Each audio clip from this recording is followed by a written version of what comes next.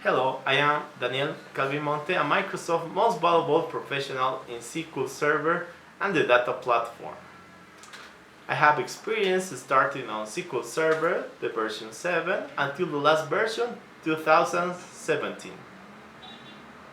I also have experience on business intelligence, including SQL Server analysis services, integration services, and reporting services. I also have experience on Azure SQL and Azure SQL Data Warehouse. In my career, I have to deal with a lot of problems related to database corruptions. A good friend of mine is Phoenix SQL Database Repairs, which help me to recover databases when I don't have a backup to restore it.